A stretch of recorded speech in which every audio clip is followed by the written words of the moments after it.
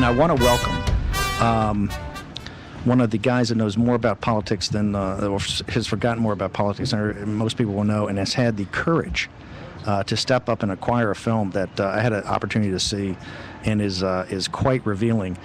Rick Tyler is a former head of communication for many years for Speaker of the House Newt Gingrich, and is currently senior advisor to these things called super PACs, which is, we've been talking about all weekend. We talked about it in Iowa. Super PAC, and he has acquired and is about to release a film called The King of Bane, When Mitt Romney Came to Town. And what this film documents is how Mitt Romney and Bane would come in and acquire these basically small companies, very vulnerable companies. I mean, in a sense, Mitt Romney was, sniffing around the country, scavenging for these vulnerable companies. He would come in, and they would load the companies with debt.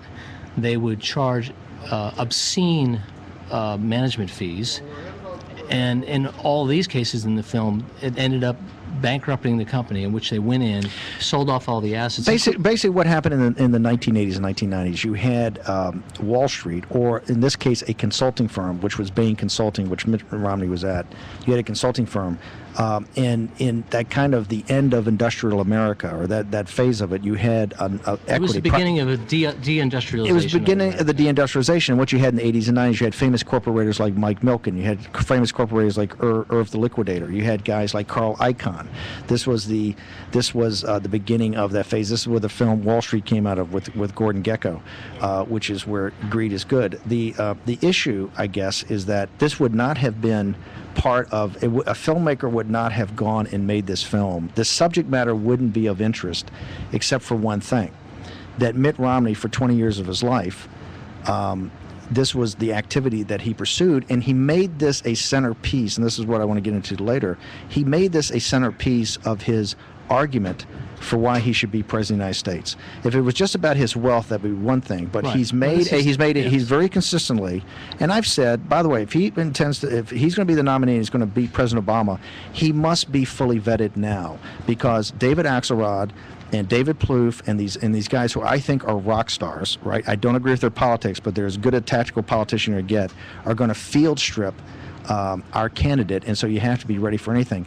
Mitt Romney, that 20 years at Bain Capital, until this film came out, he is as unvetted as Barack Obama.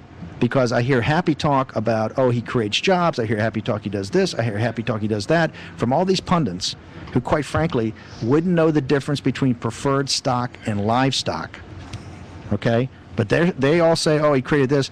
The answer is, the reality is, as this film points out, he didn't create jobs. Well, that's an argument we're going to get into. My point is, we don't know. I mean, it's not. No one's really gone down and drilled down on that 20 years. We don't take issue with Romney's wealth. We don't take issue with profit making or seeking profit. We take issue with the nature of what this is. This is not free market in any sense that listeners believe in. Your argument, and we're going to get Kerry here. Your argument is that this is not free market capitalism. This is predatory corporate raiding. That's what this is, and real capitalists should disavow this type of behavior. And Mitt Romney gives a bad name to capitalism. Wow. And if we defend Mitt Romney as a capitalist, we are defending. We will get sunk